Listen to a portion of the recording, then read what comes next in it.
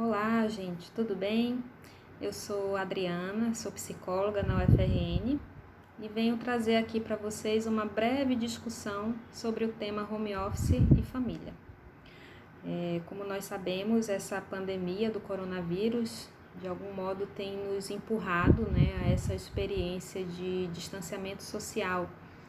E, sem sombra de dúvidas, essa experiência tem nos trazido uma série de mudanças, mudanças nas nossas rotinas, nos nossos trabalhos, nas nossas vidas de um modo geral. E dois aspectos que eu acho que sofreram grande impacto nessa experiência foram a produtividade e a dinâmica familiar, a gente tem colhido muitos relatos, de servidores que têm trazido justamente essa dificuldade de conciliar, os trabalhos, o trabalho remoto, o teletrabalho, com as tarefas domésticas, com os cuidados com seus filhos, principalmente. Então, é sobre isso que a gente vai falar aqui um pouquinho. E para iniciar essa discussão, eu trouxe aqui dois relatos de servidores que eu acho que exemplificam bem esse momento, tá? Então, um deles diz assim: eu renderia o triplo se não precisasse conciliar os cuidados com minha família com a minha rotina de trabalho. E outra pessoa fala assim: eu sinto necessidade de me trancar no quarto e lá ficar por alguns minutos para ter paz. Pode parecer desleixo com filho, casa e trabalho que esperam, mas nós precisamos dar um tempo. Eu acho que essas falas, elas são bem representativas, e ilustram bem o que nós, mães, pais, estamos vivendo nesse momento. Mas eu acho que a gente precisa refletir também se essas dificuldades, elas já não existiam, e após esse isolamento, essas dificuldades estão sendo talvez potencializadas, O que eu estou querendo falar, o que eu estou querendo dizer com isso? Vamos usar alguns exemplos aqui. Eu acho que todos nós temos recebido muitas informações, muitas recomendações, cartilhas, E uma dessas informações, cartilhas, elas têm sido referentes a dicas, de brincadeiras para serem desenvolvidas com as crianças, atividades manuais que a gente pode fazer em casa, o que são excelentes, Eu mesma já fiz algumas com meu filho. Mas a gente sabe também que é muito difícil a gente fazer da nossa casa um playground 24 horas por dia, Eu acho que nem é papel também de pai, mãe ou qualquer cuidador entreter a criança o dia inteiro, Em algum momento a gente vai precisar utilizar uma ferramenta importantíssima, que é determinar alguns limites, que é dizer não para a criança. Fazer com que, desse modo, ela compreenda aos poucos que para tudo existe um tempo, para que as coisas aconteçam. É aquele exercício da gente dizer para a criança: olha, meu filho, agora a mamãe não vai poder brincar com você. Você vai ter que brincar sozinho, eu vou ter que trabalhar. Eu sei que isso às vezes vem carregado por muita culpa, Justamente por esse momento também que nós estamos vivendo de isolamento e que as crianças também estão reagindo a tudo isso e sendo afetadas, por tudo isso.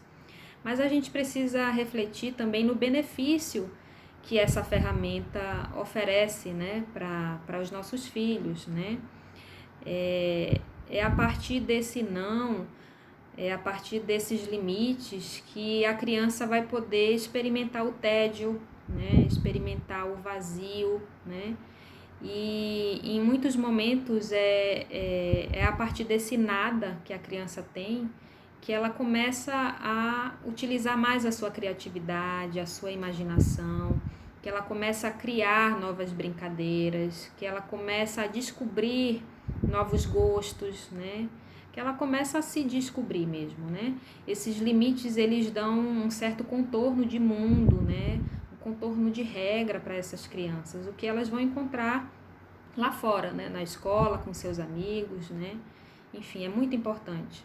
A gente está hoje inseridos numa cultura que pai, mãe, cuidadores estão sempre dando petiscos para a criança, né? A gente dá petiscos de atividades, de informação, a gente está sempre introduzindo um celular, um filme, ou então orientando, né? Olha, você pode brincar disso, você pode brincar daquilo.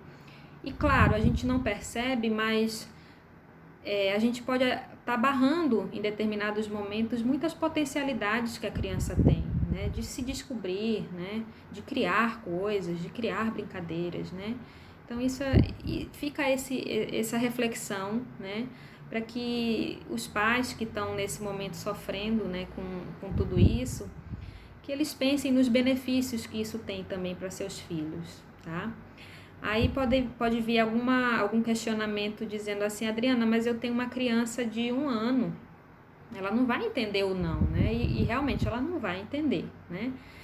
E para esses pais, lógico, é necessário que haja um outro cuidador, né? O pai e a mãe estarem se revezando nesse momento, né? Mas também é muito importante, desde já, ter a compreensão de algumas coisas, né? É comum, por exemplo, que a criança tá ali no berço, dormindo, deu um chorinho, a gente já vai lá e intervém, já pega a criança no colo, e às vezes era só um gemido daquela criança, né?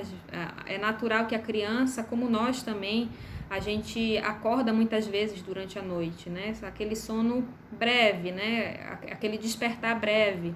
E a criança também tem isso, né? E a gente sempre se antecipa, né? E pega a criança. Então, esse exercício começa daí, né? De observar um pouco mais essa criança, tentar deixá-la dormir um pouquinho. E aí, de fato, observando que realmente é um choro, a criança está querendo mamar ou é troca de fralda, e aí a gente vai lá e intervém. Mas esse exercício começa desde cedo, tá? E aí a gente tem outros relatos também, né, de servidores que começam a aparecer, né, conflitos na família, já são em média 60 dias aí, né, em que estamos confinados em casa, juntos, né, aglomerados com a nossa família, e aí é natural que alguns conflitos comecem a aparecer, né. E aí, gente, não existe um manual, né, de como ser família. Na verdade, a gente se pauta muito pela nossa sensibilidade, né? Pelo conhecimento também que nós temos daquela criança, né? A gente conhece bem os gostos, o que é birra. A gente se pauta muito pela rotina que a gente tem na nossa própria casa. A gente se pauta muito pelo amor mesmo, né? E é lógico que nesse momento a gente precisa de muita paciência, muita resiliência, mas também muita compreensão, né? Compreender, por exemplo, que a mãe ela não está condenada a exercer somente o papel de mãe, né? Antes de mãe, ela é uma mulher e, como tal, ela exerce, né, outros papéis, ela tem outras responsabilidades.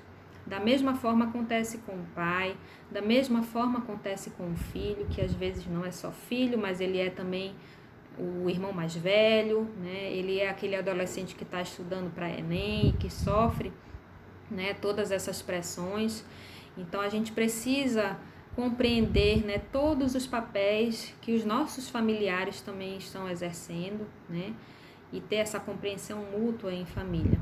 Eu acredito que esse momento de distanciamento é um momento em que a gente está se descobrindo enquanto família, né? De repente, aquele filho adolescente começa a descobrir que a casa dá muito trabalho, né? Que as tarefas domésticas precisam ser organizadas, né? Divididas entre cada membro ali da família, para não sobrecarregar somente uma pessoa. De repente, é o momento em que o casal relembra, descobre, né, como é gostoso almoçar juntos, ou então como é gostoso ter aquele momento só dos dois, para os dois tomarem um vinho, assistir às lives de agora, né? E de repente é o momento também em que a família descobre como é importante cuidar da sua saúde mental, né? Em que momento da história atual falou-se tanto, né, sobre os cuidados, a importância, né, que cada um deve ter com a sua saúde mental, né? Em que momento a gente lembra esse movimento em massa, né? Essa preocupação em massa com a saúde mental, como está sendo agora, tá? Bom, gente, esses foram alguns pontos que eu queria trazer para vocês, e eu queria que vocês comentassem aqui o que vocês têm descoberto, né, em família, ok? Muita força aí para todos, um grande abraço e até breve.